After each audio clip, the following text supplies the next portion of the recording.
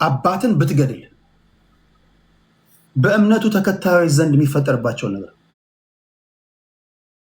ላችሁ ብቻ አገር ቤት ያለው ምስኪን ህዝብ የግንዛቤ ማስጨበጫ መስጠት አለብን። እንግዲህ ከዚህ ውጪ በነገራችን ላይ የኢራን ጦርነት እንኳን ኢራንን በከፍተኛ ሁኔታ የማዳከም ነገር ካደረጉ ኢራን ከማዳከም ውጪ ማሸነፍ አይቻልም። ከዚህ ቀደም ስጠይቃችሁ እንደነበረው አሁን እየተዘጋጁላት ያለችው ደግሞ ቱርክ ናት። ልክነኛ ቱርክ ናት። ይሄ የ30-40 ዓመት እቅድ እኮ ነው። ቅድም ስነግራችሁ እንደነበረው ይሄ እቅድ ነው። በእቅዳቸው መሰረት ነው እየሄዱ ያሉት። ቱርክ ናት ቀጣዩ። ቱርክን ለመምታት ኔቶን ያፈራርሳሉ። ቢኮዝ ቱርክ የኔቶ አባል ሀገር ናት። በኔቶ አባል ሀገራት መተዳደሪያ ደንብ ደግሞ አርቲክል 5 የሚባል አላቸው። አንድ የኔቶ አባል ሀገር ከተመታ ሁሉም የኔቶ አባል ሀገር ሪያክት ያደርጋል የሚል መተዳደሪያ ደንብ አላቸው። ያ እንዳይሆን አስቀድመው ቱርክን ከኔቶ አባል ሀገርነት ለማውጣት ወይም ደግሞ ኔቶን ያፈራርሳሉ። ኦልሬዲ ኔቶን የማፈራረስ ዘመቻ ተጀምሯል። ከዛ ቱርክ፣ ከዛ የመጨረሻዋ ግብፅ ነው የምትሆነው። ከዛ ግብፅ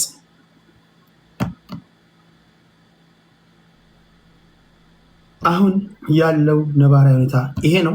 በቀጣይ የሚኖሩ በቃ ወደ ለየለት ጦርነት ገብቷል። ወደ ለየለት ጦርነት ተገብቷል። አሁን እግረኛ ወታደር እንላክ አንላክ የሚል ውይይት ላይ ናቸው ያሉት እንጂ ይሄ ሲዝፋየሩ ወይም ደግሞ ሜሞራንደም ኦፍ አንደርስታንዲንግ ተቀዷል። በእነዚህ ጉዳዮች ላይ እናወራለን። ነገ አንድ የሚቀርብ ጽሁፍ አለ። ጀዋር መሐመድ የሚያቀርበው ጽሁፍ አለ። እሱን ሞዴሬት አድርጋለሁ። ገብታችሁ የምታነሷቸው ጥያቄዎች ካሉ እኔን ተከትላችሁ ለምትመጡ እድል ሰጣችኋለሁ። ከጀዋር መሐመድ ጋር 1 PM ላይ ቆይታ ይኖረናል። እዛ ስትመጡ የሚያቀርባቸውን ነገሮች ካቀረቡ በኋላ እኔ ለማውቃቸው ሰዎች አስገባችኋለሁ። አንዳንድ ጥያቄዎችን እንጠይቃለን። ፍጹም ስርዓት ባለው መንገድ፣ በሰለጠነ መንገድ ውይይት እናድርጋለን። ነገ ከሰዓታት በኋላ ዛሬ በእኔ 3 ሰዓት ከ20 ነው። ከሰዓታት በኋላ ከጀዋር መሐመድ ጋር ቆይታ ይኖረናል። በኢትዮጵያ ወቅታዊ ሁኔታዎች ዙሪያ ላይ እዛ እንገናኛለን። ከዛ ባሻገር ካናዳ ያላችሁ መንጃ ፍቃድ የሌላችሁ መንጃ ፍቃድ ደረጃችሁን የጠበቃችሁ ጥንቁቅ አሽከርካሪዎች እንድትሆኑ እናደርጋችኋለን። ድራይቪንግ ላይሰንስ የሌላችሁ ከፈለጋችሁ ኦንላይን ኮርስ የምትፈልጉ ፓኬጅ እንሰጣችኋለን።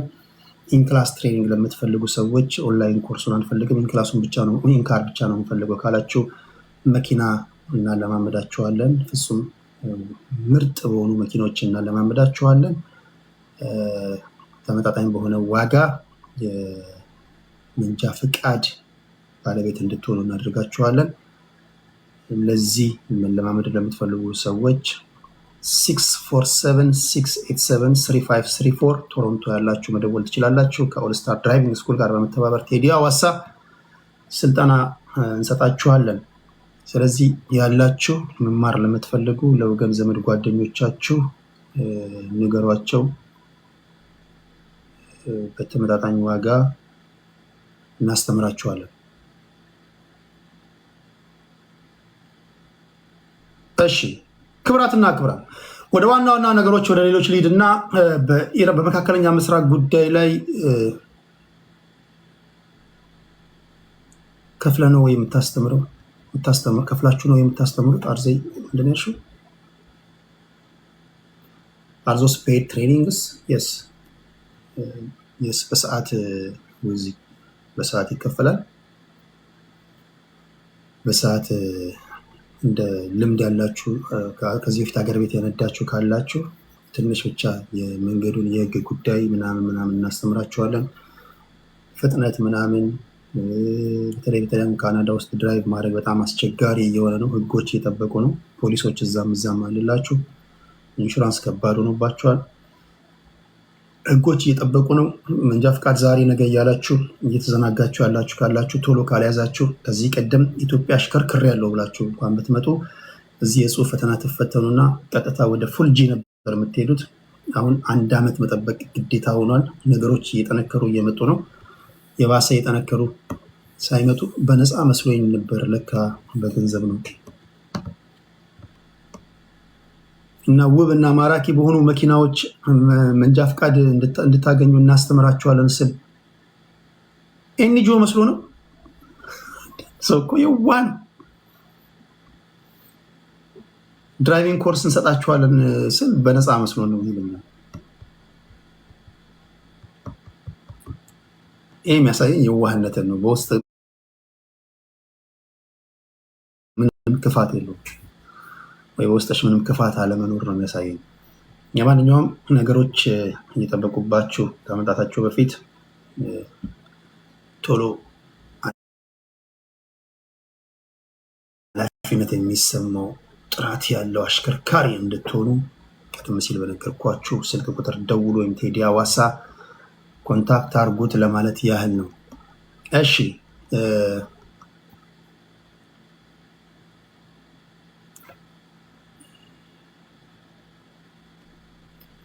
አሁን ባለው ሁኔታ የኢራን ጦርነት ከሱዳን ግጭት ጋር የሚመሳሰሉት ቀውስ ይኖራል። እሺ ወደ ወሬዎቹ ሊድ ቶሎ ወደ ወሬዎቹ ሊድ። እሺ ክብራትና ክብራን፣ የመጀመሪያው ዛሬ በሀገራችን ከሰማዋቸውና ሰምቼ፣ በነገራችን ላይ የኢራን ጉዳይ እያደገ መሄድ ስለሆነ በዚህ ጉዳይ ላይ ከዚህ ቀደም እንደምናደርገው ስናወራ የነበረ ልጆች ነገ ሳይሆን ከሰዓታት በኋላ ውይይት እናዘጋጃለሁ። አንብቡ፣ እያነበባችሁ እየሰማችሁ ለእኔ ቤት አድማጮች ለእኔም እውቀት የሚሆነንን ውይይት እንድናደርግ በቃ የምታነቡት የምታደምጡት ሁሉ ከዚህ ጋርና ከዚህ ጋር የተያዘ ብቻ ነው መሆን ያለበት። በአሁኑ ሰዓት ፖለቲከኛ ነኝ ብለህ ስለ መካከለኛ ምስራቅ እየሆነ ስላለው ነገር ማታውቅ ሰው ካለ ማፈር አለብህ ወይ ማፈር አለብሽ። ሁሉም ሰው ትኩረቱን ወደ መካከለኛ ምስራቅ ነው ማድረግ ያለበት። ይሄ የህልውናችን መሰረት ስለሆነ ማለት ነው። በዛ ላይ የራሽያና የዩክሬንም ጉዳይ እንደዚሁ ራሽያን ዌስተርኖች እንደዚህ ፑሽ እያደረጓት አሁን እያሸነፈ ስለሆነ ነው ቭላዲሚር ፑቲን የተረጋጋው እንጂ የማስጨነቅ ነገር እንደዚህ ዩክሬን ሰፖርት እያደረጉ ወደ ራሽያ እንድተኩስ የማድረጉ ነገር ተጠናክሮ የሚቀጥል ከሆነ በቀጣይ ራሽያ ወደ ምዕራብ አውሮፓ ሀገራት እነሱን ለመምታት እነሱን ታርጌት ለማድረግ ወደኋላ አትመለስም። ስለዚህ እሱም ሲደመርበት አስቸጋሪ ነው የሚሆነው። ቻይና ታይዋንን ለመቆጣጠር በዚህ መሀል ልትገባ ትችላለች። ስለዚህ የዓለም ነባራዊ ሁኔታ ማይ ፍሬንድ እጅግ አሳሳቢ ሁኔታ ነው።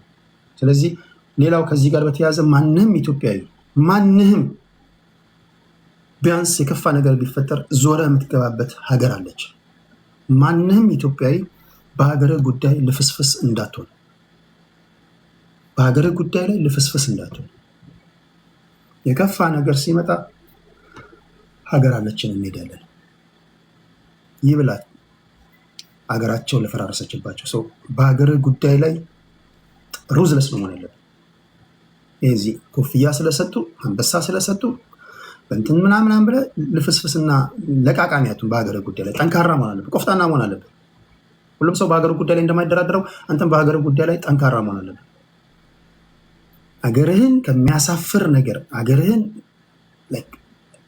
ለህልውና አደጋ በሆነ ስብሰባ ላይና ማንኛውም ነገር ላይ እንትን ማለት የለብን። በተረፈ በሀገር ጉዳይ ላይ ታወራለህ። ኦኬ፣ በውስጣዊ ጉዳይ ላይ ምን እናድርግ የሚል ነገር ታወራለህ። በተረፈ ግን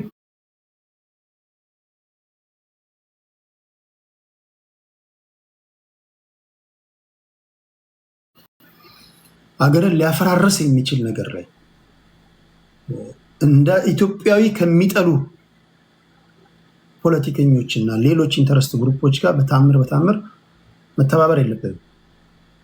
እሺ፣ ይህን ካልኩኝ በኋላ ወደ ዋና ነገሮች እንሄዳለን። ዛሬ በሀገራችን ከተፈጥረው እጅግ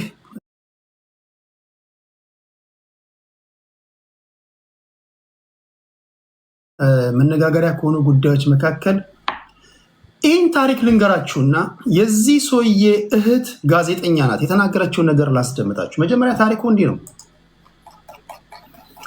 ይህ ድርጊት የተፈጠረው በእግር ኳስ ሜዳ ነው። በጅማ ስቴዲየም በተካሄደ የክረምት ውድድር የፍጻሜ ጨዋታ ላይ ዳኝነት ሲያከናውን የነበረ የ27 ዓመቱ ወጣት መታደል አበራ ከ50 በላይ በሚሆኑ ደጋፊዎች ሜዳ ውስጥ በጅምላና በአሰቃቂ ሁኔታ ተደብድቧል። እንዴት እንደደበደቡ ታሳያችኋሉ። ቴዲ ሐዋሳ የዩቲዩብ ላይ ቻናል ላይ ከመጣችሁ ማየት ትችላላችሁ። እዚህ ጋር ቲክቶክ ላይ ላሳያችሁ አልችልም። በዚህ አጋጣሚ የተለያዩ ዜናዎችን ማየት እንድትችሉ እነዚህን ዜናዎች ሁሉ ፖስት አደርግላችኋለሁ። ቴዲ ሐዋሳ የቴሌግራም ቻናል ላይ ቤተሰብ ያልሆናችሁ ቤተሰብ ሁኑ። ቴዲ ሐዋሳ የቴሌግራም ቻናል ስልክሽ ላይ ቴሌግራም ቻናል ካለ ቴዲ ሐዋሳ እዛ ግሩፕ ላይ መኖር አለባችሁ። አይ ቲንክ 7000 8000 ሰዎች አሉበት 6000 እዛ ላይ ቤተሰብ ሁኑ። ወቅታዊ ዜናዎችን በዚያ ነው የምናስቀምጥላችሁ። ቤተሰብ ያልሆናችሁ ቤተሰብ ሁኑ። ቴዲ ሐዋሳ የቴሌግራም ቻናል። እሺ፣ ይህ ድርጊት የተፈጠረው በጅማ ነው። ይህ ወጣት ዳኛው ማለት ነው ቀደም ሲል የጅማ አባቡና ግብ ጠባቂ ነበር።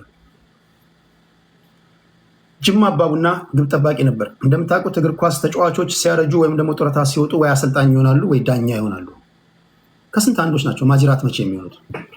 አውቃለሁ እኔ ከብሔራዊ ቡድን የተጫወቱ ፕሪሚየር ሊግ ላይ የተጫወቱ ጥሩ ገንዘብ ፈርመው የወሰዱ ተጫዋቾች አብዛኞቹ ዛሬ ግማሹ ጎዳና ወጥቷል፣ ግማሹ ማጅራት መቼ ሆኗል። ታውቃላችሁ።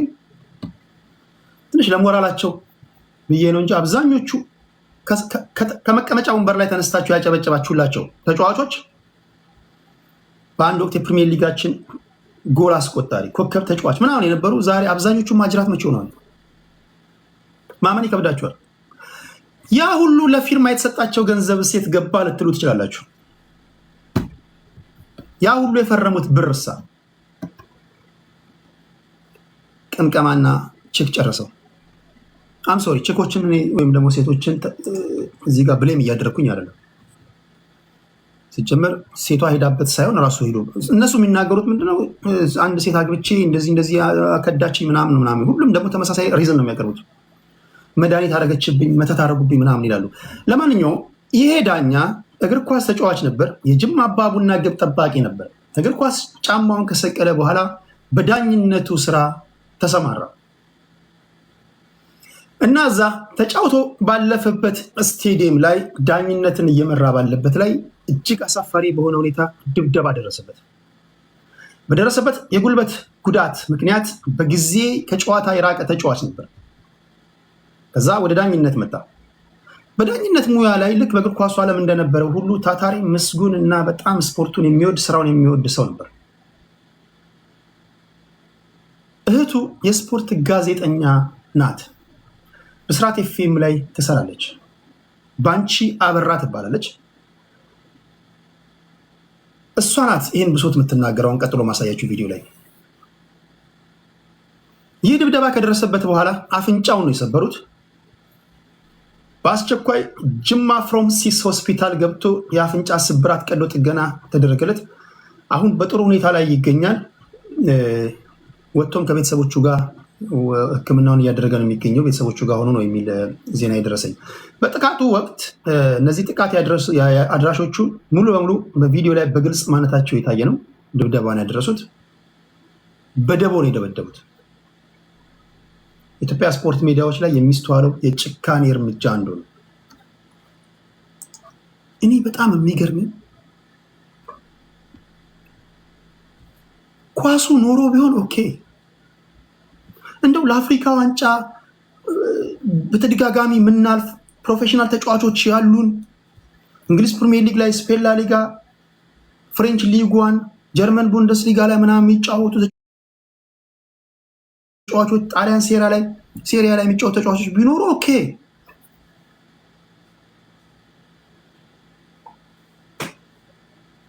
አሁን ይሄ ህዝብ ኳስ ሜዳ በተፈጠረ ነገር ተደባደበ ቢባል እንደው የዓለም ህዝብ አይሰጥም? አንተ ህዝብ ዳኛ ትደበድባለህ፣ እርስ በርስ ትደባደባለህ። ዝም ብለህ እኮ ወይ አረቄ ይዘህ ወይ ለስላሳ ይዘህ የምታየው ነገር እኮ ነው። አይገርምም? ተጫዋች ጥሩ ነው ክንፍ ላይ ያለው ተጫዋች ጥሩ ነው ምናምን እያልክ ነው እኮ ማየት ያለብህ አንተ። ህዝብ ምንድነው ስሜት የሚያደርገው? ስሜት ኳስ ላደገበት ሀገር ነዋሪዎች ነው።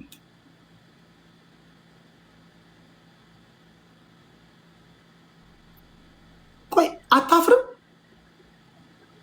ስትደባደብ ድንጋይ ስትወረውር ኖ ለሌላ ሀገር የምትሰጠው ሪዝን ለአንተ አይሆንም። ሌላ ሀገር ላይ ኳስ ስሜት ነው ቴዲ ምናምን ሊሉ ይችላሉ። የስ እንግሊዝ ውስጥ ለንደን ውስጥ ያለ ደጋፊ ማንቸስተር ውስጥ ያለ ወይም መርሲሳይድ ደርቢ ሊቨርፑልና አርሰናል ሊቨርፑልና ማንቸስተር ሲጫወቱ ደርቢ ላይ ትንቅንቅ ምናምን ሊኖር ይችላል። እንደዛም ሆኖ ቁጭ ብሎ ሻይ ቡና ምናምን ይጠጣሉ፣ ተጨባብጦ ምናምን ይሄዳሉ። አሁን እንደውም እየሰለጠነ ነው ኳስ። ስፔን ላይ ማድሪድ እና ባርሴሎና ደጋፊዎች ምን ቢበሻሸቁ ምናምን ተቃቅፈው ምናምን ይሄዳሉ። የዓለማችን ሀያል የሚባል እንኳን እግር ኳስ ጨዋታ የሚያከናውኑ የዓለማችን ድንቅ ደርቢ እንኳን ባለበት ሀገር ላይ ምን ሆነ ነው አንተ መከራከር ራሱ እኮ ሲበዛብን። እኔ ሊመልስልኝ የሚችል ሰው አለ? ለምንድን ነው የምትፈነካከተው? ለምን ዳኛ የምትመቱት? የትኛው ስሜት ተነክቶ ነው? ቆይ እኔ ግራ የገባኝ ነገር የትኛው ከዚህ ቀደም የማይደፈረው ስሜት ተነክቶ ነው በእግር ኳስ ተደፈረብኝ ብለህ ዳኛ አሳደህ የምትመታው?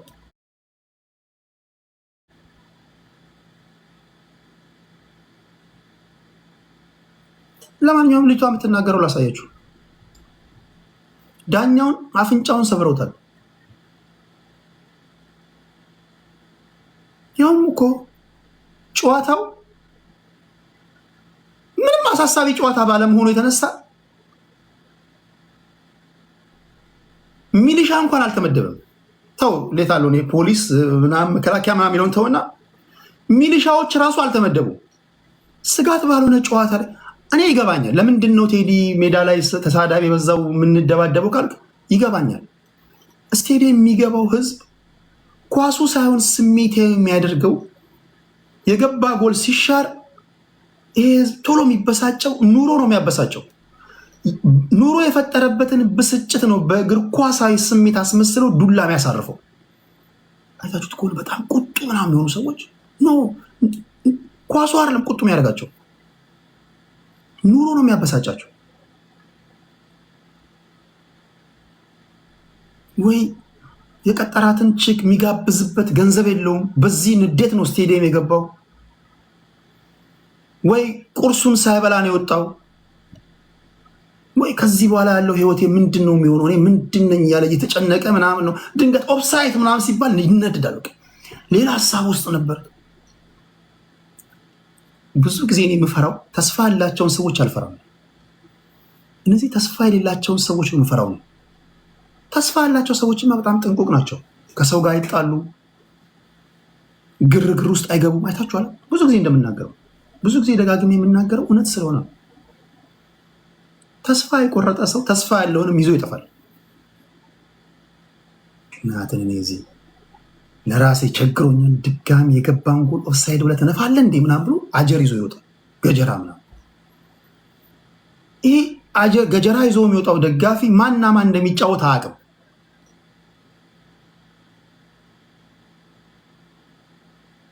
ኳሱን በሙሉ አይኑም አላየም። ወይ በስልኩ የሆኑ ሀብታሞች ምናምን ብፌ ሲያነሱ ምናምን እያየ ነው። ድንገት ሲነፋ ነው ወደ ሜዳ የሚገባው። የሚያውቀው ነገር የለም። ያንተ ቡድን ድንጋይ የሚወረውረውን ያንተ ቡድን የትኛው ነው ብለህ ብትጠይቀው አያውቅም። ሜዳ ውስጥ አንድ ተጫዋች ወይም ደግሞ አንድ ቲም ስንት ተጫዋቾች ነው የሚያሰልፈው ምናምን ብለህ ብትጠይቀው አያውቅም። 11 ይግባ 20 ነው ይግቡ አያውቅም።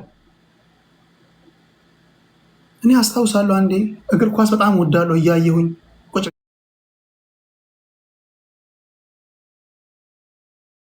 ያለው መሀል ላይ ማመን ይከብዳቸዋል ሰዎቹ የሚያወሩትን።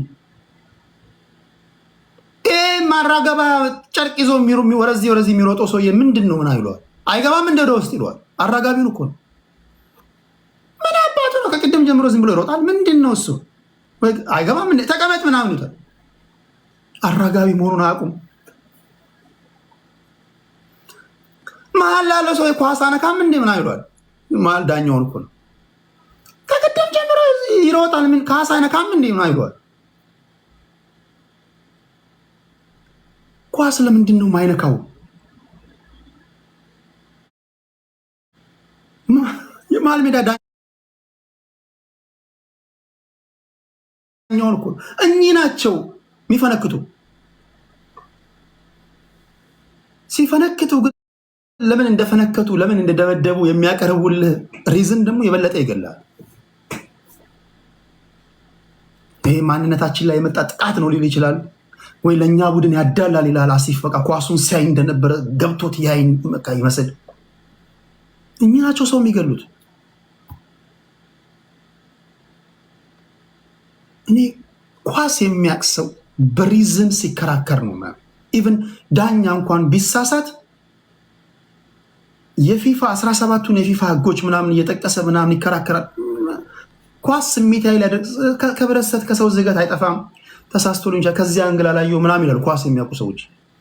እነዚህ ኳስ ማየት ከጀመሩ ሳምንት የሞላቸውስ፣ እነዚህ ስለ ኳስ ምንም ማያውቁስ፣ እነዚህ ሜጃ ጠፍቶባቸው ወደ ሜዳ የሚወጡስ ከነዚህ ጋር አትቀልድ። እየተራመድ ከገባሁን ሰውዬ በክራንች እንድትወጣ ያደርገዋል። ታትስ ዋይ ፕሊስ እምላችሁ። ለማንኛውም እችም ምን ሆና ምን በዛባት የሚባለው እችም እግር ኳስ ሆና ዳኛውን እንዲህ ባለ ሁኔታ አስደብድቦታል። ለማንኛውም እህትየው የምትናገረውን እስኪ ስሙ። እቹት ይሄ የሮት ኮፒ ሊንክ ፖስት ሼር ሆኗል። እቺ የስፖርት ጋዜጠኛ ናት። የተደብዳቢው ዳኛ እህት ናት። በስርዓት ኤፍኤም ላይ ነው የምትሰራው እንደሰማሁት ከሆነ። የወንድሟን የዳኛዋን መደብደብ እንዴት ነው የተናገረችው? ሁላችሁም ተባበሩ።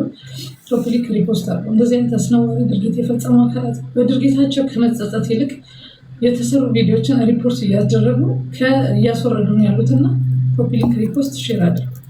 ሁላችሁም አመሰግናለሁ። ሁላችሁም ዛሬ በጣም ተረጋግቻለሁ። እግዚአብሔር ይመስገን ብዬ ነበር። ዛሬም እግዚአብሔር ይመስገን። ዳኛው ምን እንዳስጨነቀኝ ምን እንደዚህ አይነት ምን ውስጥ እንደከተተ ይኸውላችሁ ይሄንን ቪዲዮ እኔ አም ሶሪ። እኔ የሚያስቀኝ በመደብደቡ አይደለም። እኔ የሚያስቀኝ እኔ የምስቀው በእኛ ነው። እኔ የምስቀው በእኛ ነው። ማፍረው እኔ በራሳቸው እኔን ጨምሮ እኮ እያፈርኩኝ እኮ እንደ አንድ ኢትዮጵያዊ እዚህ ግባ ለማይባል ጨዋታ ህይወቱን ቢያጣ አስቡት። እኔ የሚያስቀኝ አላዋቂነታችንና በቃ የጨለማው ጉዞ ውስጥ ያለን ህዝቦች መሆናችን ሳንስ ድጋሚ እንዲህ ያለ ነገር እዛ ላይ መገኘታችን ነው የሚያስቀኝ እንጂ እኔ በእንትኑ እንትን እያልኩኝ አይደለም። ስማት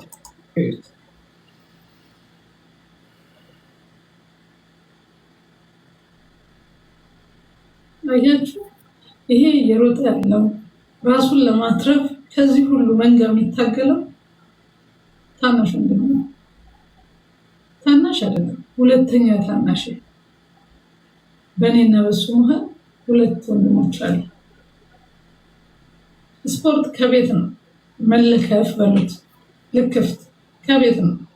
እግር ኳስ ተጫዋች ነበር፣ ግብ ጠባቂ ነበር። ጉልበቱ ላይ ጉዳት አስተናግዶ ከእግር ኳሱ ራሱ ከራቀ በኋላ ከስፖርቱ ላለመውጣት ወደ ዳኝነት የመጣ ገና ታዳጊ ከዲ ወደ ሲ አድጎ ቢን ለማግኘት የውስጥ ውድድሮችን የሚደር ትንሽ ወንድሜ ነው። አስባችሁታል? ይህን ነገር እኮ በሀገር ውስጥ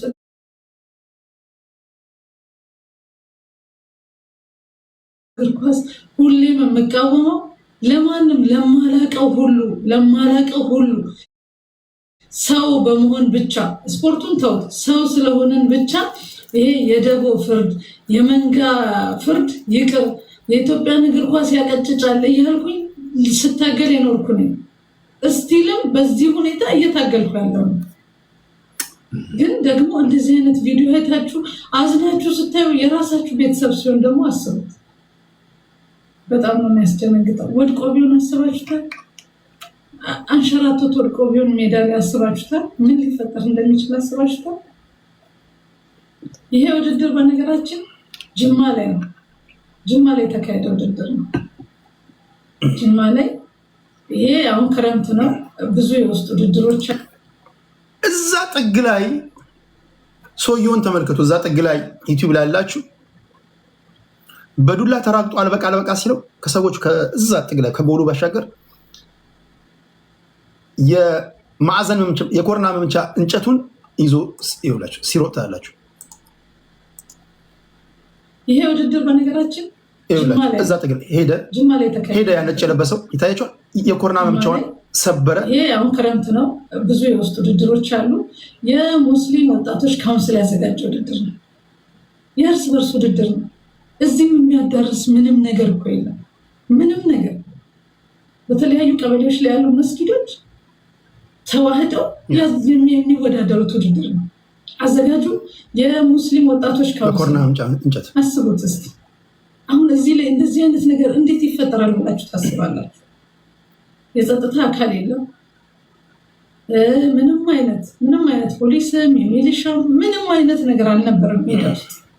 ወድቆ ቢሆን ኖሮ ግን እንደዚህ ሩጦ ሲያመልጥ አንሸራቶት ወድቆ ቢሆን ኖሮ ያ ሁሉ ከኋላ ሲከተል የነበረው መንጋ ምን ሊያደርገው እንደሚችል አስባችሁታል?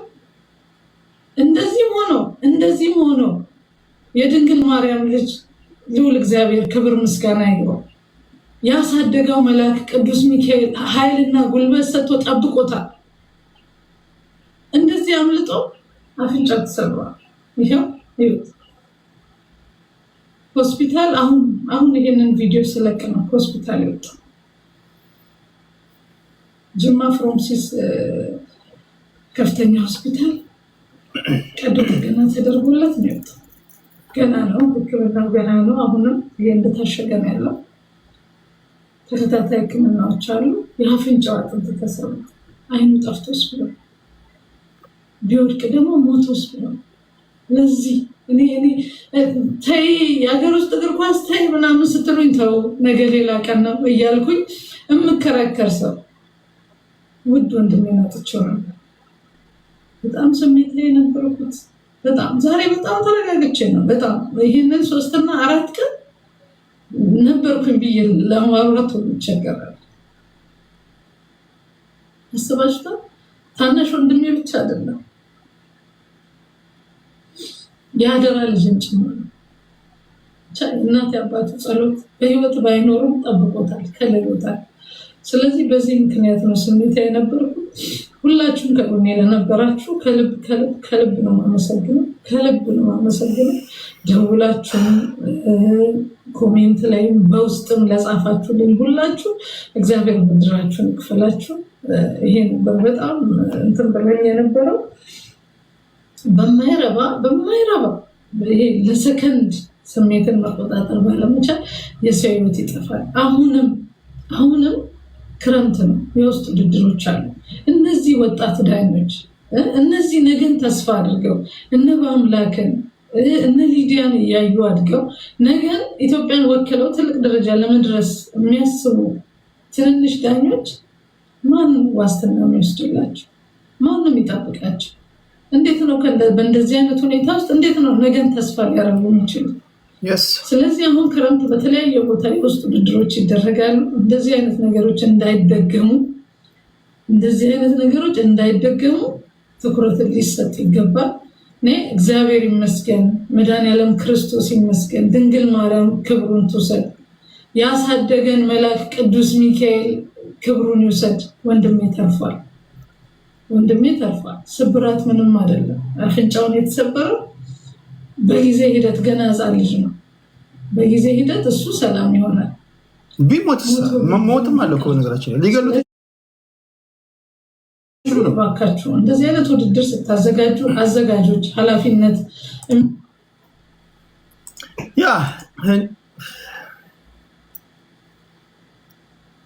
ሲሆን እንደዚህ አይነት ውድድሮች ወጣቶች የሚወጡበት ነው፣ ህፃናቶች የሚፈሩበት ነው፣ ሰላማዊ የሆነ ፉክክር ምናምን ፈጥርበት ነው። እንደዚህ አይነት ክስተቶች ሞር ሲፈጠሩ ባያችሁ ቁጥር ምን ያህል ኋላ ቀሮች መሆናችንን ነው መገንዘብ ያለባችሁ። አሁን ለማስበው ሀሳብና እኛ ላለንበት ነገር አሁን እኔ እየተናገርኩ ያለሁትና እየሆነ ያለውን ነገር ይዙ ምን ያህል ርቀት እንዳለው። ባደጉት ሀገራት ወላጆች ልጆቻቸውን ይዘው ወደ ስቴዲየም ይሄዳሉ። እነዚህ ሮጦ ያልጠገቡ ህፃናቶች ወይም ወጣቶች ኳስ ሲጫወቱ ቁጭ ብለው ያሉ። ፖፕኮርን እየበላ ፖፕኮርን እየበላ ጁስ የሚጠጣ ጁስ እየጠጣ ተሸነፋችሁ አሸነፋችሁ ምናምን ተባብለው ተጨባብጦ ይመጣሉ። እኛ ሀገርስ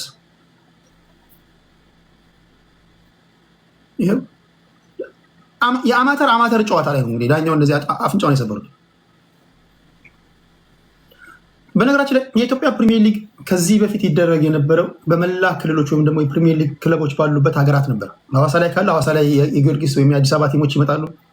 መቀሌ ላይ ካለ ቲም ወደ መቀሌ ይሄዳሉ፣ ወደ አምቦ ይሄዳሉ፣ ወደ አዳማ ምናምን በዙር ነበር። 20 ቲሞች እየተዘዋወሩ ይጫወቱ ነበር። ቢኮዝ ከቅርብ ጊዜ ወዲህ ብሔርተኞች እግር ኳስ ውስጥ ስለገቡ በቃ ውስን ቦታዎች ላይ ኳሱ መደረግ ጀመረ። ወይ አዳማ ላይ ወይ አዲስ አበባ ላይ ወይ ሐዋሳ ላይ ወይ ናዝሬት ወይ ባህር ዳር ላይ። ከዛ ውጪ ሌላ ቦታ ሄዶ መጫወት ማይታሰቡ ነው። ታስ ዋይ የኢትዮጵያ ፕሪሚየር ሊግ በውስን ከተሞች ብቻ የኢትዮጵያን ፕሪሚየር ሊግ ለማድረግ የተገደደው እና ይሄ ትኩረት ሊሰጠው የሚገባ ነገር ነው። ቢያንስ በ2030 የፊፋ የዓለም ዋንጫ 64 ሀገሮች ይደረጋሉ። ከዚህ ውስጥ አፍሪካ ኮታ ያድጋል ተብሎ በሚታሰብበት ሰዓት እኛ ገና የመጨረሻ የአማተር በሆነ እግር ኳስ ጨዋታ ላይ የተገዳደለን ነው እና መስተካከል አለበት። እሺ ክብራትና ክብራን ወደ ሌሎች ዜናዎች እንሄዳለን። ይህንን በዚህ ላቁመው። አዲስ አበባ ውስጥ መንጃ ፈቃድ ለማውጣት የምትፈልጉ ሰዎች ከዚህ ቀደም አማርኛ ቋንቋ መጠቀም ግዴታችሁ ነበረ፣ ወይም ፈተናዎች የሚቀርቡላችሁ በአማርኛ ነበር። አሁን ግን አዲስ አበባ በአማርኛ ቋንቋ ከመጠቀም በተጨማሪ የመንጃ ፈቃድ የሚሰጡ 20 ተቋማቶች አሉ። እነዚህ 20 ተቋማቶች በተለያዩ ቋንቋዎች መንጃ ፈቃድ አገልግሎት መስጠት ጀምረናል ያሉ። ከአማርኛ ቋንቋ ውጭ የመንጃ ፈቃድ ትምህርት ለመስጠት በከተማዋ አሽከርካሪ ሆኖ ፈቃድ ለማውጣት የቁጥጥርና የአሽከርካሪ ዘርፍ ኃላፊ ወይም ደግሞ ምክትል ስራ አስኪያጅ ወይዘሮ ወርቅአለም በላይ ከአማርኛ በተጨማሪ 3 ቋንቋዎች ስርዓተ ትምህርትና ፈተና ዝግጅት ከባለፈው ዓመት መጨረሻ ጀምሮ ተጠናቆ አሁን ወደ ተግባር ገብተናል ይላሉ። እነዚህ 3 ቋንቋዎች ምንድናቸው ነግራችኋለሁ። በአሁኑ ወቅት አዲስ አበባ ከተማ የመንጃ ፈቃድ ስልጠና ከሚሰጡ 142 በላይ ተቋማቶች 20ዎቹ በአፋን ኦሮሞ፣ ትግረኛና ሶማልኛ ትምህርት እንደሚሰጡ ተናግረዋል። አፋን ኦሮሞ፣ ትግረኛና ሶማልኛ። የማሰልጠኛ ተቋማቱ በ3ቱ ቋንቋዎች ስልጠና ለመስጠት የተለያየ መስፈርት አይጠይቅም ብለዋል። ሆኖም ቋንቋዎቹን የሚችል መምህር ማዘጋጀት ግን ግዴታ ነው ተብሏል። አፋን ኦሮሞ፣ ትግረኛና ሶማልኛ መናገር የምትችሉ ሰዎች መንጃ ፈቃድ ወይም ደግሞ ስራውን ለማግኘት ተቀዳሚ እድል ይኖራቸዋል። ከመንጃ ፈቃድ ትምህርት በተጨማሪ ቋንቋዎቹ እንዲሰጥ የተፈለገበት ምክንያት ያብራራሉ። ባለስልጣን በቋንቋዎቹ ለምንድን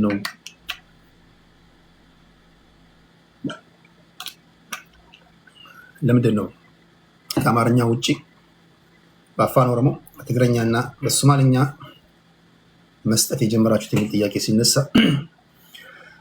እነዚህ በአዲስ አበባ ወይም በአጎራባች አካባቢዎች እየኖሩ በቋንቋ ችግር ምክንያት ከስልጠና እንዳይስተጓጎሉ ለማድረግ እንደሆነ ተናግረዋል። አንድ በአፋን ኦሮሞ አፉን የፈታ ልጅ ወይም ሰው አዲስ አበባ ውስጥ መጥቶ መንጃ ፈቃድ ለማውጣት ቢፈልግ ሰላማችሁ ከመከራችሁት ከሰጣችሁት ሀሳብ አንዱ ነው ፒክ ያደረገችው። እልልታ፣ ማይክራፎን፣ አዳራሽ፣ ሽብሩ እንዴት ሽብሩ ሊሆን ይችላል? እንዴት ሽብሩ ሊሆን ይችላል? ቴዲ ብር ስጠኝ የልጁ ስም ነው።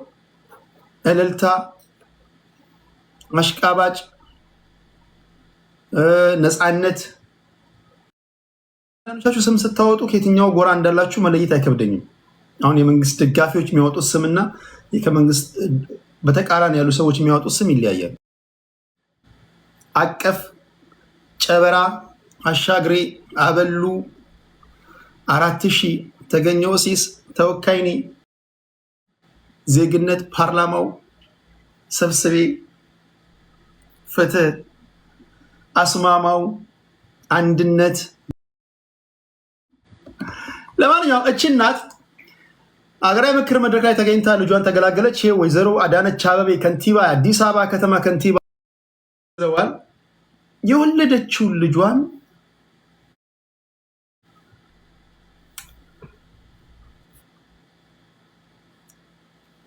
እቺ ከከንቲባው አጠገብ የምትቀመጠው መጀመሪያ ስሟ ወጣት ክርኑዶ ኡጁሉ ትባላለች። የሞለጇ ቀን ተቃርቦ ሳለ ሀገሬ ጠርታኝ አልቀርም በሚል ትልቅ ዓላማ ከጋምቤላ ክልል ወደ አዲስ አበባ በመምጣት በሀገራዊ ምክክር ጉባኤው ላይ ስትሳተፍ ቆየች። 3ኛ ቀኑ ነው። በጉባኤው ሂደት ላይ እያለችም በዘውዲቱ ሆስፒታል ወንድ ልጅ በሰላም ተገላገለች።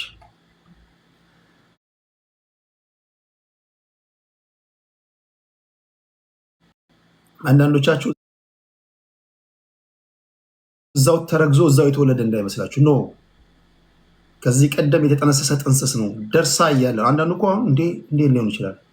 እዛው ተረግዛ እዛው ሊመካከሩ የመጡ ሰዎች እዛው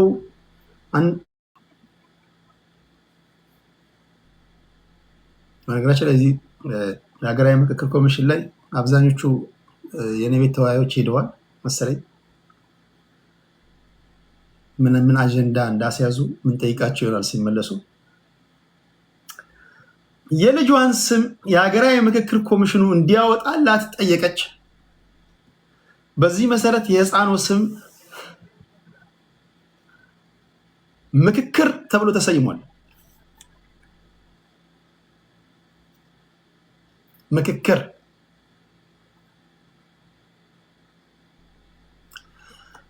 ከጥቂት እረፍት በኋላ የመጣችበትን ታላቅ ሀገራዊ ዓላማ ለማሳካት ወደ ምክክር ጉባኤው በልበ ሙሉነት እንደምትመለስ ያረጋገጠች ሲሆን ጉባኤውን አጠናቃ ወደ መጣችበት እስክትመለስ ድረስ ለእሷና ለልጇ የሚያስፈልገውን ሁሉን አቀፍ ድጋፍ እንደሚደረግላት ተገልጿል። በእርግጠኝነት ወደ መጣችበት አካባቢ ስትመለስ የልጇን ስም አትቀይርም ብዬ ተስፋ አድርጋለሁ።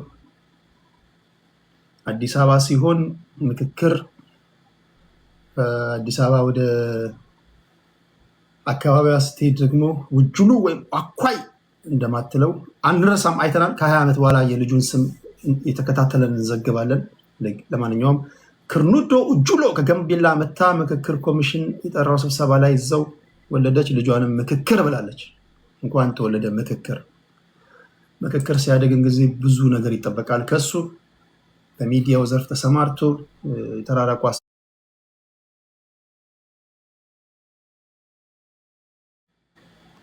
ጥሩ ስም ነው። ወቅቱን የጠበቀ ስም ነው። በሰላምና በጤና እንዲያድግ እንመኝለታለን። እሺ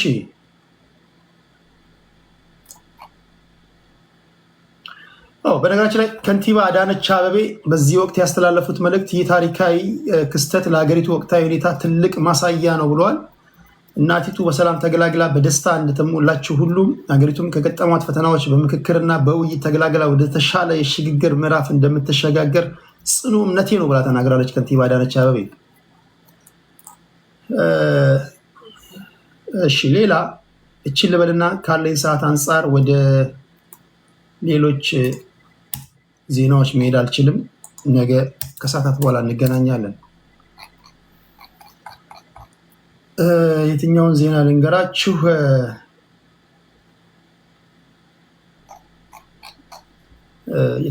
ልንገራችሁ? እሺ ይሄን ዜና ልንገራችሁና ቀሪዎቹን ከ2 ፒኤም በኋላ ስንገናኝ ነግራችኋለሁ። በጉራጌ ዞን እርሻ ላይ የነበረ ግለሰብ ነው። እርሻውን እያረሰ በነበረበት ሰዓት 11 ግለሰቦች ወደሱ መጥተው በዱላ ደብድበው ህይወቱ እንዲያልፍ አርገውታል የተባለው እነዚህ 11 ተከሳሾች በጣም ጭካኔ በተሞላበት መንገድ ነው የገደሉት።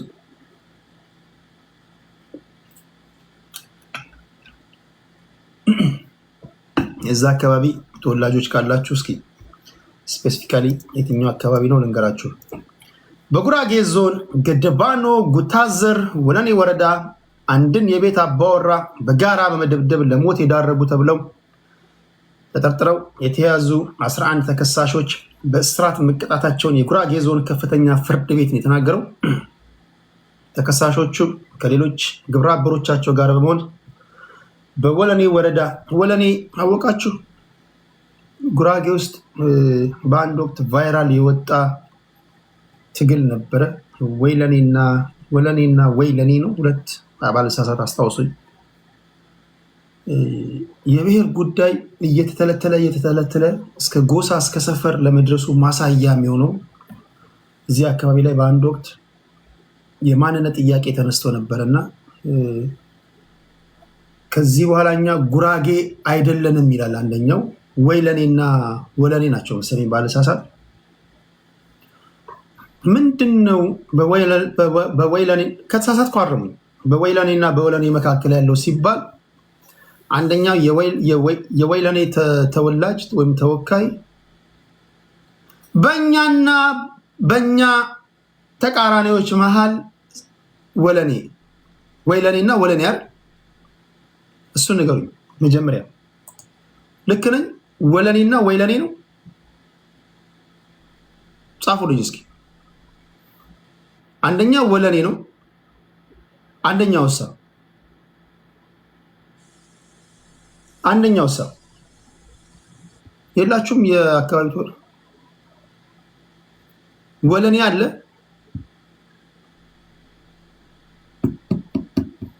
እና እየተከራከሩ አንደኛው የወለኔ ተወካይ መስቃን ነው። ኦኬ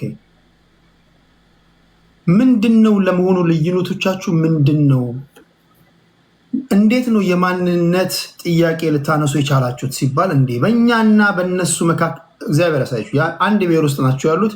እዛው አንድ ብሔር ውስጥ ነው የብሔር ፖለቲካ የተስፋፋ የጠነከረ ሲመጣ ወደ ጎሳ ወርዶ ነውና ቋንቋቸው አንድ ነው፣ አመጋገባቸው አንድ ነው፣ አለባበሳቸው አንድ ነው።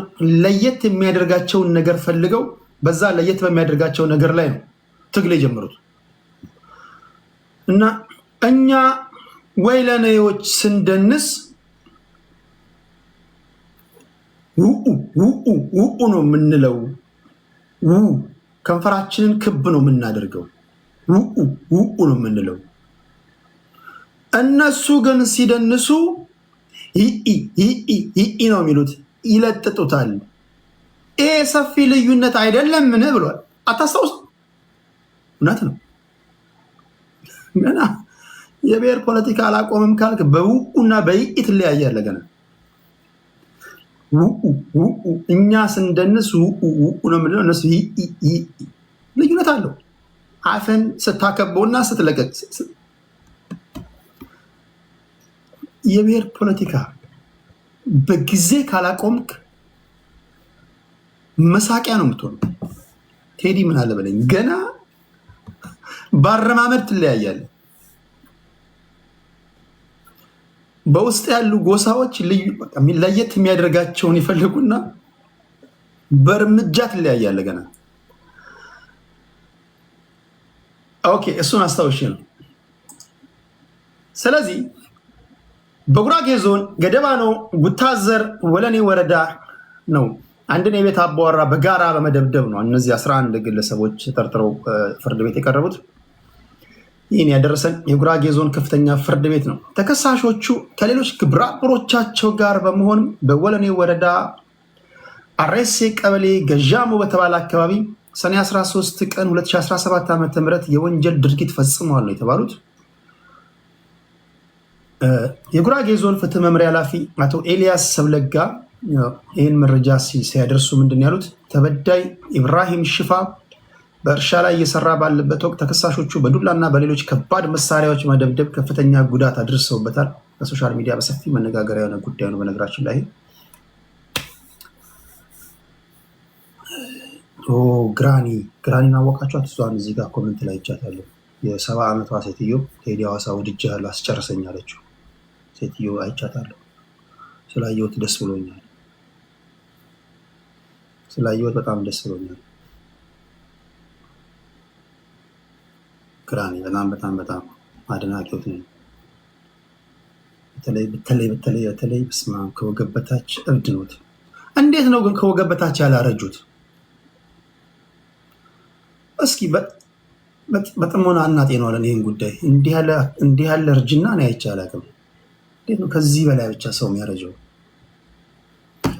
እሺ ለማንኛውም እነዚህ በእርሻ ላይ የነበሩ ባላባት በዱላ ነው ፍጹም ጭካኔ በተሞላበት መንገድ ቀጥቅጠው የገደሏቸው። በሰዓቱም ተበዳይ በደረሰበት ከባድ ጭንቅላትና አካል ጉዳት በወቅቱ በሕክምና ላይ ነበሩ። የተቻለውን ጥረት አድርጓል የሕክምና ባለሙያዎች፣ ነገር ግን መትረፍ አልቻሉም። ፍርድ ቤቱም እነዚህን 11 ተከሳሾች በቁጥጥር ስር ካዋለ በኋላ ፖሊስ ማስረጃ የሰውና የሰነድ ማስረጃ አጠናቅሮ ለፍርድ ቤት አቀረበ። ግራ ቀኙን የተመለከተው ፍርድ ቤቱ አንደኛ 8ኛና 11ኛ ተከሳሾችን በ15 ዓመት፣ 5ኛና 9ኛ ተከሳሾችን ደግሞ በ18 ዓመት እንዲሁም 2ኛና 3ኛ፣ 4ኛ፣ 6ኛ፣ 7ኛና 10ኛ ተከሳሾች እያንዳንዳቸው በ16 ዓመት ከ6 ወር ጽኑ እስራት እንዲቀጡ ወስኜባቸዋል ብሏል። በሶሻል ሚዲያ በሰፊው መነጋገሪያ የሆነ ጉዳይ ነው። በነገራችን ላይ እጅግ በጣም በሰፊው መነጋገሪያ የሆነ ጉዳይ ነው። እርሻ ላይ እያሉ ነው እነዚህ 11 ሰዎች በዱላ ሰውየውን የቀጠቀጡት። ሰውየው እዛው ነው ያው ህይወታቸው ያለፈው። ይሄ በጣም መነጋገሪያ የሆነ ጉዳይ ነው። ሌሎችን ወሬዎች ካለኝ ሰዓት አንጻር ከሰዓታት በኋላ ላይፍ ስገባ የማደርስላችሁ ወይም የማደርሳችሁ ይሆናል። እነዚህ መካከል ሀገራዊ ምክክር ኮሚሽን ላይ የግል ሚዲያዎች ገብተው እንዳይዘግቡ መከልከላቸው፣ እሱን ነግራችኋለሁ። ሀገራዊ ምክክር ኮሚሽን 3ኛ ቀኑን ይዟል። የተነሱ አጀንዳዎች አሉ፣ እነሱ ነግራችኋለሁ። የመንግስት ሰራተኞች የሚጫንባቸው ግብር እንዲቀንስላቸው፣ ምክንያቱም እየተስፋፋ እየጨመረ ከመጣው የኑሮ ውድነት ጋር መስተካከል ስላልቻሉ የግብር ወይም ደግሞ መንግስት የሚጭንባቸው ታክስ ከግምት ይግባ የሚሉ ጥያቄዎች እየተበራከቱ መጥተዋል። ይህም እኔ የማምንበት ነው። ኢትዮጵያ ውስጥ በትክክልም የኑሮ ውድነቱን መቋቋም የተሳናቸው የመንግስት ሰራተኞች ናቸው። የመንግስት ሰራተኞች ስላቸው ስልጣን ላይ ያሉትን ማለት አይደለም። እነሱ በሙስና በምናምን በእጅ መንሻ በብዙ መንገዶች ኑሮቻቸውን የሚደግሙበትን መንገድ ያገኛሉ። እነዚህ የመንግስት ሰራተኞች ግን ገንዘብ የሚያገኙበት ሌላ መንገድ የለም። ሁለተኛ ግብር አንተ ስፖት ነው የሚቆረጥባቸው። ደሞዝ ሲቀበሉ እዛው ተቆርጦ ነው የሚሰጣቸው። ብቸኛው ግብር የሚከፍል ኢትዮጵያ ውስጥ በታማኝነት በሀቅ የመንግስት ሰራተኛው ነው። እጅግ አሳዛኝ በሆነ ሁኔታ ደግሞ ሰፈር የሚያደርጉ ወይም ደግሞ በጣም በኑሮ ውድነቱ የሚንገላቱቱ እነዚሁ የህብረተሰብ ክፍሎች ናቸው። ባደጉት ሀገራት የመንግስት ሰራተኛ ስትሆኑ ግብር ብትከፍሉ አትሊስት በአመቱ መጨረሻ ተመላሽ ይኖራቸዋል። ኢትዮጵያ ውስጥ ግን እንደዛ የለም። ኢትዮጵያ ውስጥ ግብር መክፈል የሚገባቸው ነጋዴዎች፣ ከፍተኛ ገንዘብ ሜክ የሚያደርጉ ደላሎች ምናምን ግብር አይከፍሉም። ልክ ነኝ አይደል? ብዙ ግብር አይከፍሉም። ለምሳሌ ነጋዴው የሚያገኘውን ያህል አይከፍልም። አትከራከር ፕሊዝ። አንዳንዶቻችሁ ከ150% እያተረፋችሁ ግብር ክፈል ስትባል ታብዳለ። የመንግስት ሰራተኛው ምን ይበል? የመንግስት ሰራተኛው ደላላ ግብር አትከፍልም። አንድ ደላላ ምን ነው ግብር ትከፍላለህ? አንድ ቤት ታሻሽጣለህ፣ 15% 5% ኮሚሽን ትቀበላለህ፣ ኪስህ ትከታለህ፣ ሆድህን ወደፊት ቂጥን ወደኋላ ሞልተህ እያገሳ ትኖራለህ። ትከፍላለህ ግብር? አትከፍልም።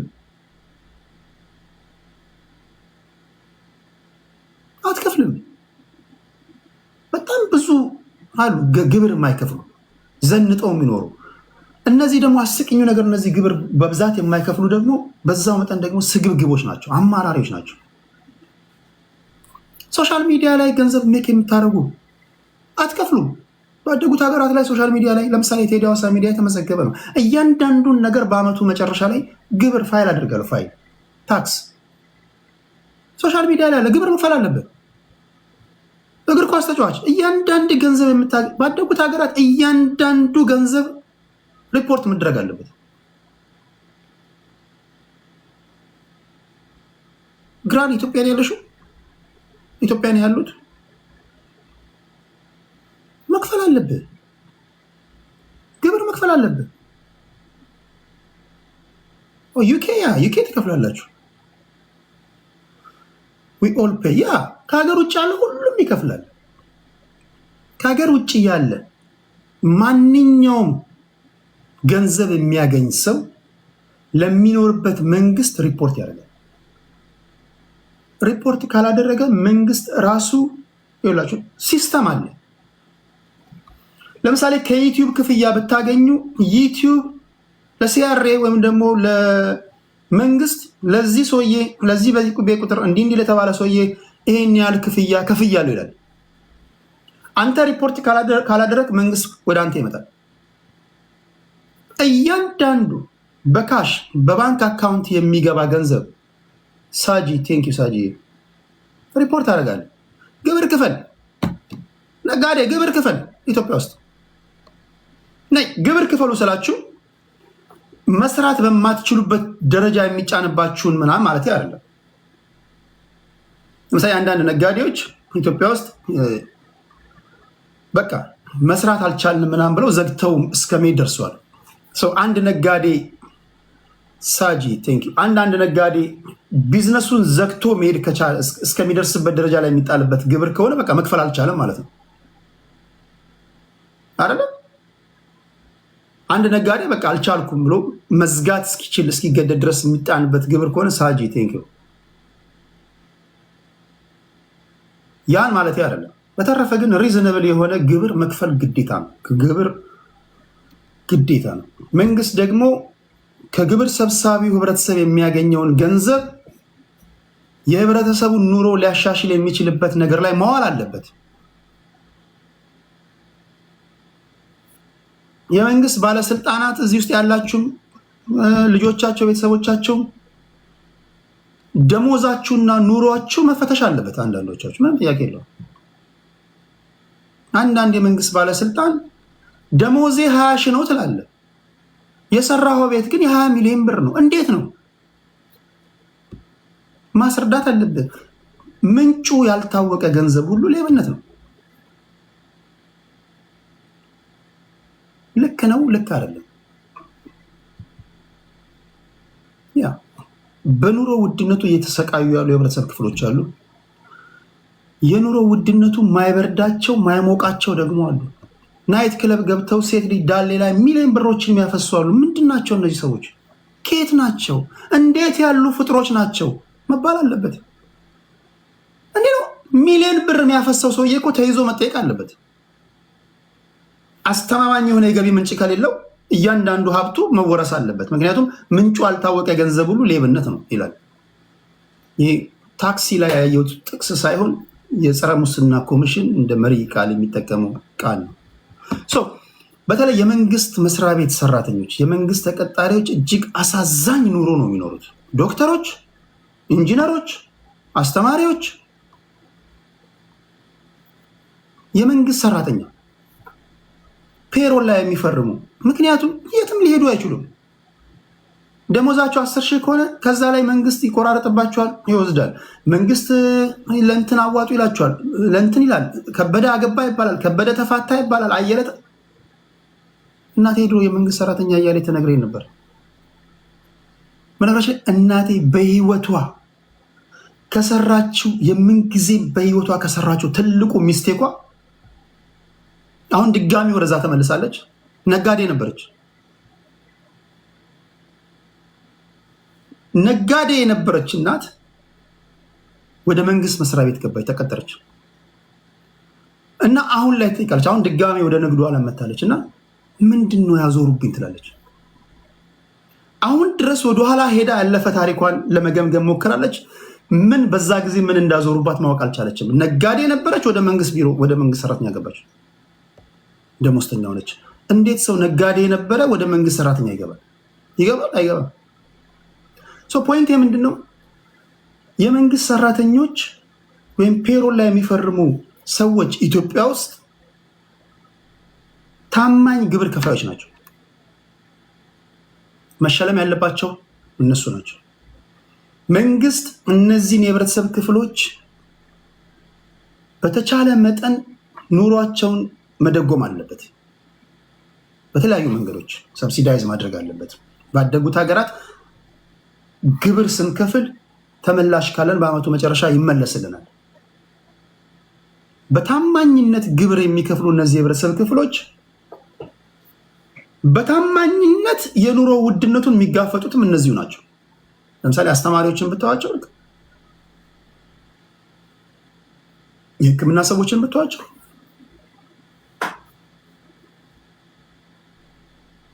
ሌላ ገንዘብ ሊያገኙ የሚችሉበት መንገድ የለም።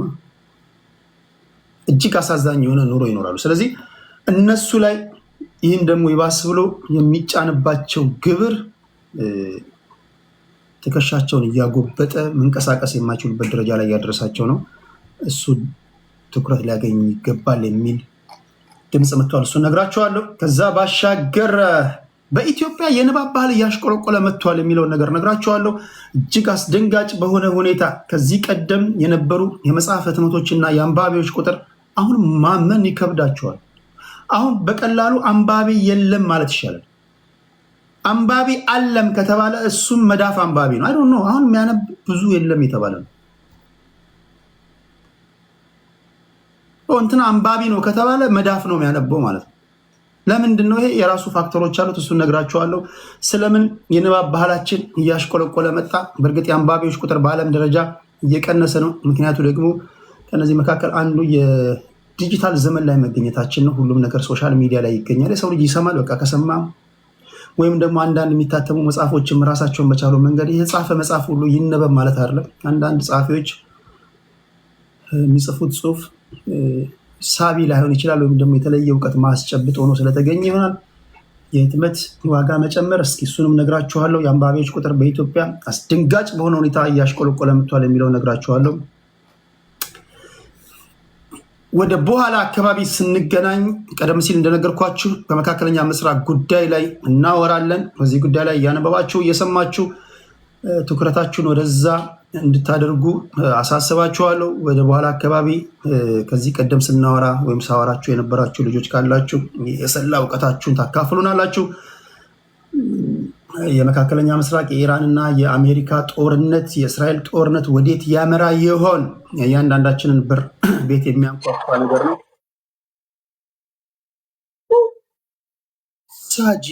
ሳጂ ፐርፊውም ቴንኪዩ ሳጂ ቴንክ ዩ ሳጂ።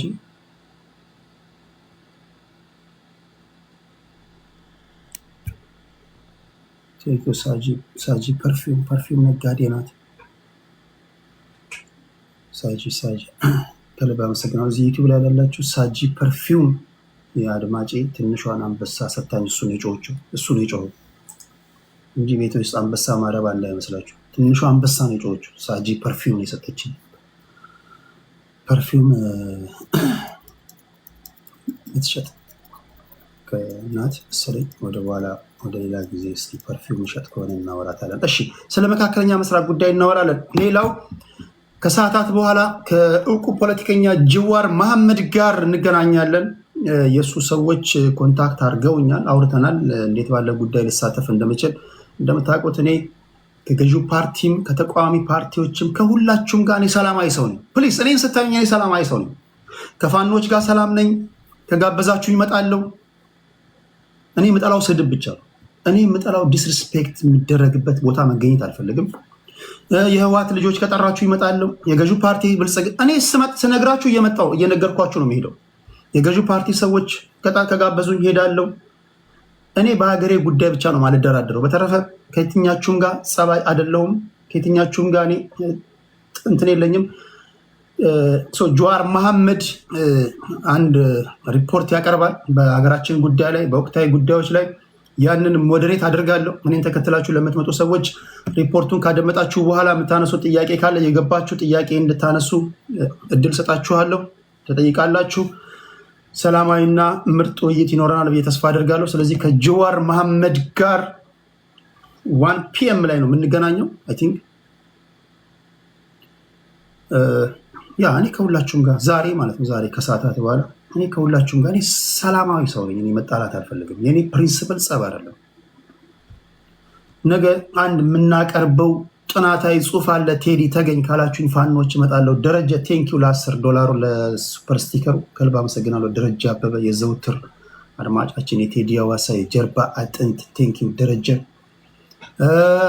ያ እንደዛ ነኝ እኔ እንደዛ ነኝ። እኔ ምንም የሚያሸማቀኝ የሚያስፈራኝ ነገር የለም፣ ምፈራውም ነገር የለም። ምፈራው እኔ አጸያፊ ነገሮች እና መጥፎ ነገር ነው ይሄ እንጂ በተረፈ ጀዋር መሐመድ ጋር እንገናኛለን። እዛ እንድትመጡ ከዛ ጥያቄዎችን እንድጠይቁ እድል ሰጣችኋለሁ። ትገባላችሁ፣ ታወራላችሁ። ለመጠየቅም ለሁላችሁም እድል ሰጣችኋለሁ።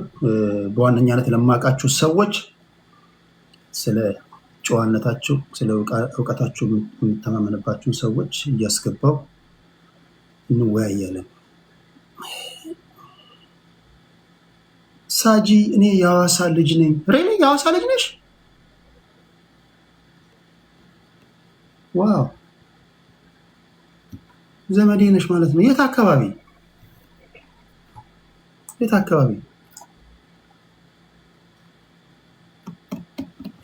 አምጣው በጥያቄ እናከሰዋለን ይላል። ኦኬ 1 PM ላይ እንገናኛለን። ለማንኛውም ይከሳል አይከሳም የሚለውን ምናየው ይሆናል። ማማሞ ዘት ይችላል ሜቢ አስተምራይ ሊሆን ይችላል። ኦኬ ስለ ኢትዮጵያ ወቅታዊ ሁኔታ ነው የምንወያየው። በነገራችን ላይ ጀዋር መሐመድ ወደ ቲክቶኩ ዓለም በመምጣቱ ምን ያህል ፖለቲካን በሲሪየስ የያዘ ሰው መሆኑን ያሳያቸዋል። አንዳንዱ በቃ ዩቲዩብ ላይ መገኘት ብቻ ይመስሏል የእንትንነት በቃ የኩልኩልነት መጫወቻ።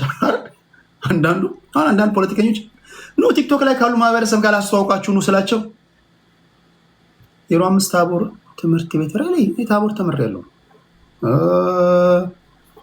በቃ መምህር እናትሽ አስተምሮኝ ነበር። እናትሽ መምህር ከሆነ ኦኬ እስቲ እናወራለን በደንብ። እሺ ሳጂ ፖለቲከኛ ማለት ወጣቱ የሚገኝበት ቦታ ላይ ሁሉ የሚገኝ ነው። ማይ ፍሬንድ ዩቲዩብ ላይ መገኘት ብቻ አይደለም ፖለቲከኛ የሚያሰኘው፣ ወጣቱ ያለበት ቦታ ላይ መገኘት አለበት። ልክ ነኝ ልክ አይደለሁ?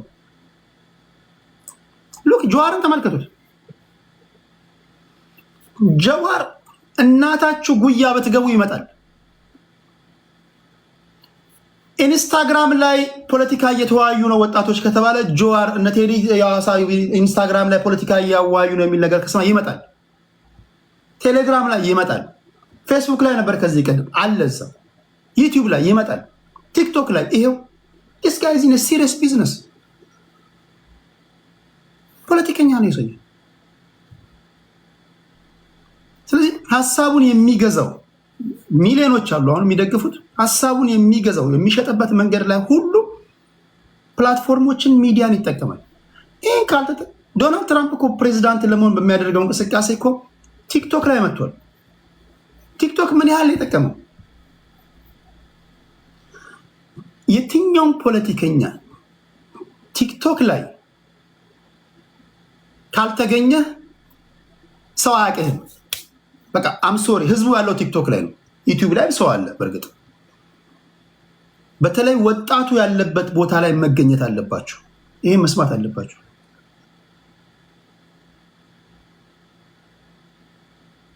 በቃ ህዝቡ ያለበት ቦታ ላይ መገኘት አለባችሁ እንጂ ኖ ቲክቶክ የተሳዳቢዎች ነው ምናምን እሷ ላወት የት ነው የምትሉት ነው።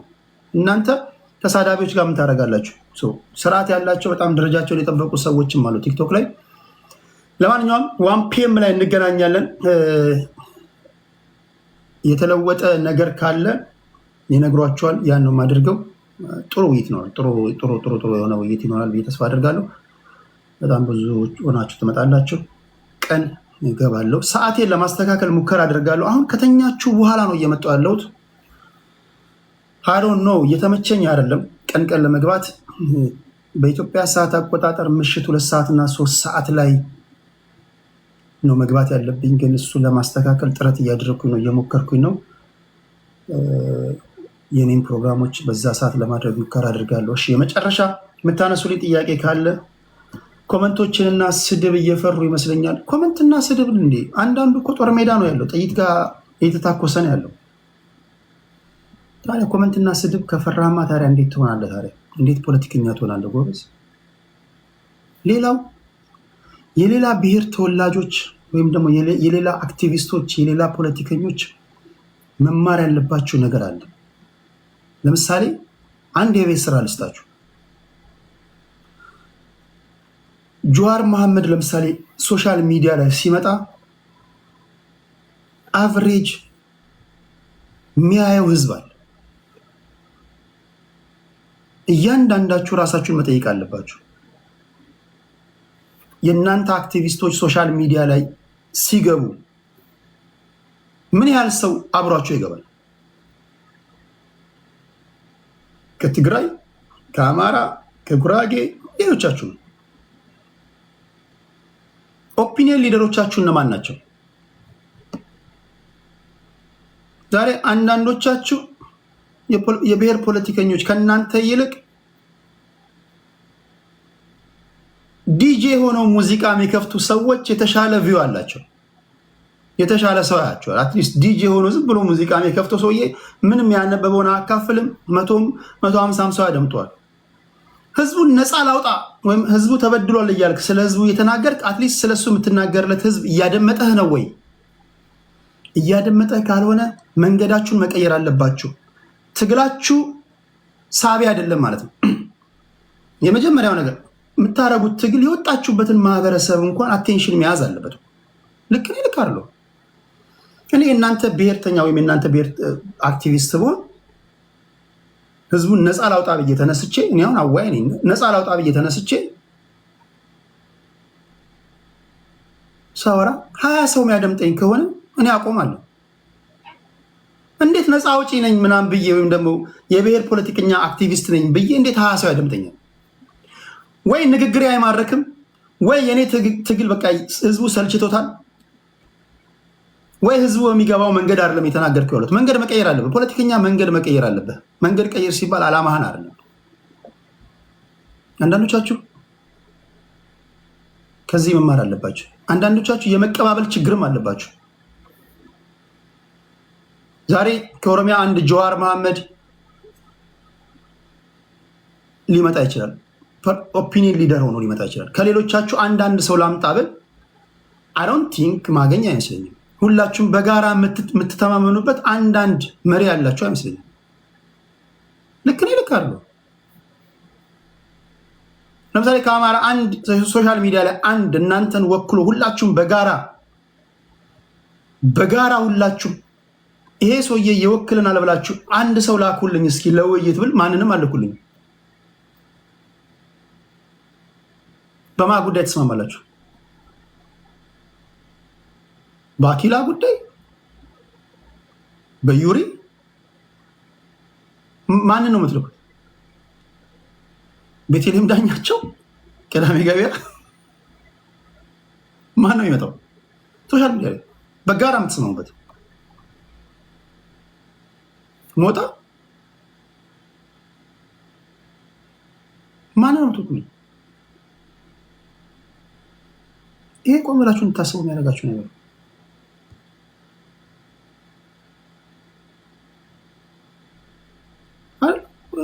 ቁም ነገር ነው። በጣም እንድታስቡ የሚያደርጋችሁ ነገር ሶሻል ሚዲያ ላይ አጀንዳ የሚሰጣችሁ እየሆነ ያለውን ነገር ከሱ በመነሳት የምትተነትኑት አንድ በጋራ ቤቱን ከፍቶ ሲያወራ ስለ እናንተ ሲያወራ 10 ሺህም 20 ሺህም ሆናችሁ የምታደምጡት ሰው ያስፈልጋችኋል። ከትግራይ አንድ ሰው ወክሉልኝ ብል አሁን ባለው ሁኔታ ማንን ልትወክሉልኝ ይችላላችሁ? ሜቢ እኔ ራሴ ፒክ አድርግ ካላችሁኝ እኔ አንድ ሰው ፒክ ላደርግ እችላለሁ ከትግራይ። አሁን ባለው ሁኔታ ሳሚ ዛክሱማይትን ልመርጥ እችላለሁ። ሳሚ ዛክሱማይትን ግን ብዙዎቻችሁ ላታውቁት ትችላላችሁ። ማንን ትወክላላችሁ? በጌታቸው ረዳ ከጉራጌ ማን ነው የሚወከለው? ከስልጤ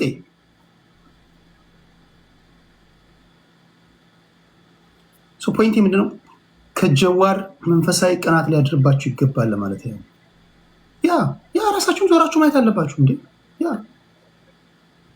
እንዴት ነው ነፃ ላውጣ የምትለው ሰውዬ ማያደምጥ? አንዳንዶቻችሁ እኮ ነፃ ተጨቁኗል ስለምትሉት ስለ ማህበረሰባችሁ እያወራችሁ ይሄ ተጨቁኗል የምትለው ሰውዬ ወይ ሀቢባ ቤት ስለ ፑታንታ እያወሩ ነው። ልክ አይደለም ወይ? አንዷ ቤት ገብተው ጭልፋና ማንኪያ እያሉ ነው። እነሱ በቃ ሌላ ዓለም ላይ ናቸው ያሉት። እንዴት እንደዚህ ሊሆን ይችላል? ሲሆን እኮ ስትገቡ ግር ብሎ መግባት አለባቸው። ሄይ ስለኛ ሊወራ ነው፣ መረጃ ሊሰጠን ነው ምናምን ብለህ እኮ 20 ሺህ 30 ሺህ ሆነ እኮ መታደም ያለብህ አንተ ነህ እኮ። አንዳንዱ ባዶ ቤት ነው የሚጮኸው ላቡን እንዲህ ያደርግ።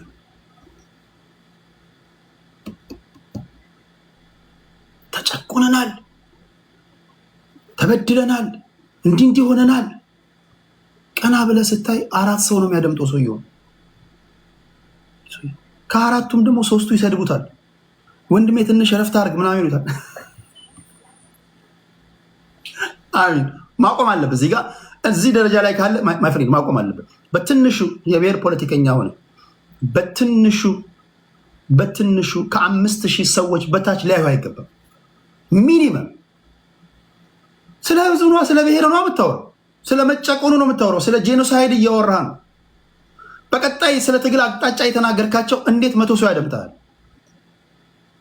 ሌላው የኔ ያለው ወይ ትንታኔ አሰልችቷቸዋል ማለት ነው። ይሄ የኛ ህዝብ ካሰለቸው መሰልቸቱን የሚነግርህ በቃ በተለያዩ መንገዶች አንተን ትቶ ስለሱ እያወራ ሌላ ቦታ ነው የሚሄደው። አቴንሽኑ መያዝ መቻል አለባችሁ። በተለይ እኔ እያወራ ያለሁት የብሔር ፖለቲካ አቀንቃኞችን ነው። ራሳችሁን ጠይቁ።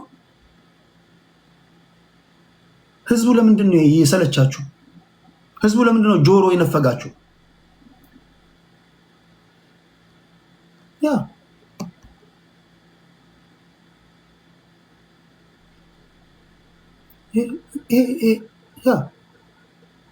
ስለዚህ ከጀዋር መሐመድ ጥሩ ጀዋር መሐመድ እንዴት ነው ለምሳሌ ላይቭ ሲገባ እንዴት ነው ያ ሁሉ ሰው ሊያዩ የሚችለው?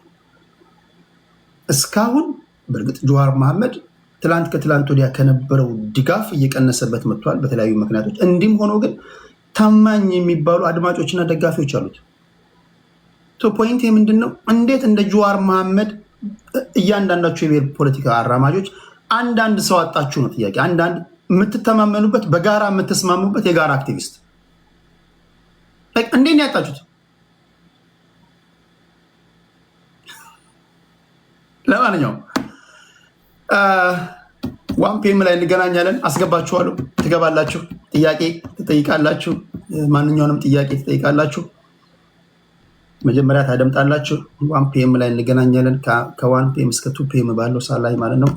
ላይክ፣ ሼር፣ ሰብስክራይብ ላደረጋችሁ በሙሉ ልባዊ ምስጋና ይድረሳችሁ። ክብራትና ክብራን ስትወጡ የኖቲፊኬሽን እንዲደርሳችሁ የደውል ምልክቱን እየተጫናችሁ ውጡ። ቴዲ ስፖርት እሰራለሁ ወይ እና እዚህ ምድር ላይ ምን ኖረዋል? ምን ያለ ስራ ስፖርት መስራት የዕለት ተዕለት እንቅስቃሴ ነው መሆን ያለበት። ይሄ ጥያቄም መሆን የለበትም። ስፖርት መስራት ግዴታ ነው። ስፖርት መስራት አለባችሁ። ታዲያ ወንድ ልጅ ምድር ላይ ምን ያደርጋል? ስፖርት በልዩ ልዩ መንገዶች ይሰራል። አካላዊ እንቅስቃሴ በተቻለ መጠን አድርጋለሁ ለማለት ያህል ነው። ቶሮንቶ ላላችሁ፣ ካናዳ ላላችሁ ድራይቪንግ ላይሰንስ ለሌላችሁ ድራይቪንግ ላይሰንስ እንሰጣችኋለን። ቴዲ አዋሳ የኢንካር እና ኦንላይን ትሬኒንግ ኮርሶችን እንሰጣችኋለን። መንጃ ፈቃድ ሀገር ቤት ተነዱ የነበራችሁ እዚህ መንጃ ፈቃድ የሌላችሁ አሁን ነገሮች እየተለወጡ ነው፣ እየጠነከሩባችሁ ነው።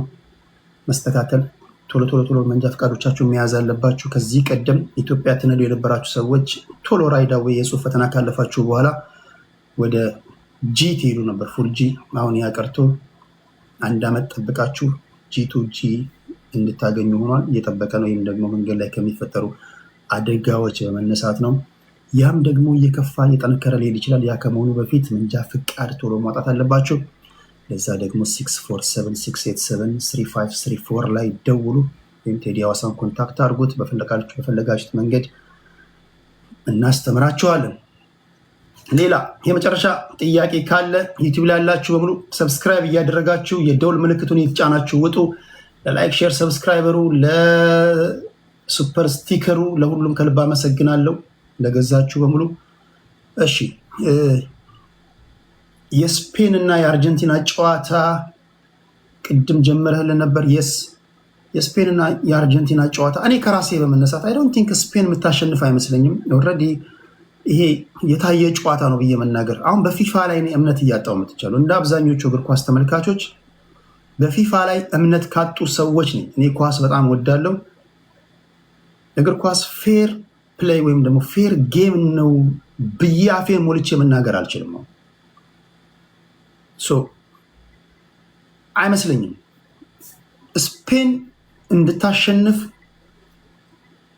በጣም የረቀቁ ነገሮች ማለት እግር ኳስ ውስጥ ካሉ ሰዎች እግር ኳሱን ስቴዲየም ውስጥ ገብተው በአይናቸው እያዩ ካሉ ሰዎች ብዙ የኮንስፓይረሲ ነገሮች የተነሱ ነው። ከነዚህ መካከል በቀላል የማታዩት መጫወቻ ኳሱ ራሱ በሪሞት ኮንትሮል ነው የሚል ነገር አለ። አሁን ይሄ በሪሞት ኮንትሮል የታገዘ ወይም ደግሞ ኳሱ ውስጥ ራሱ ሴንሰር መኖር አለመኖር እንዴት ነው ልትነግሩኝ የምትችሉት? there's something wrong። ይሄን በሲሪየስ እያነሱ ነው። አልሰማችሁም? ይሄ አንዳንድ ኳሶች ይሻማሉ።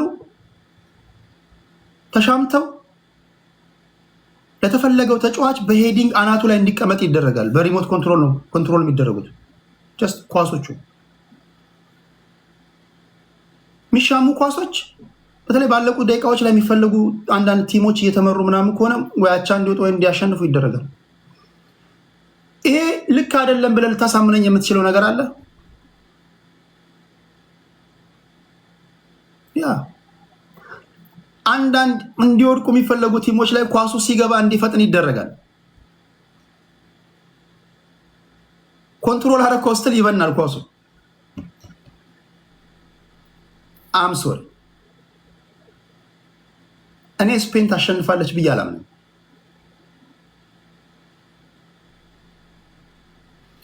ምን ጥሞናችንን ለመስለብ የመጀመሪያ ኳሱ የመጀመሪያ 45 ደቂቃ ላይ ጎሎች ይገባሉ። ከዛ በኋላ ሰስፔንስ ለማድረግ ምናምን እንጂ ኦልሬዲ የታየ ጨዋታ ነው እያየን ያለን።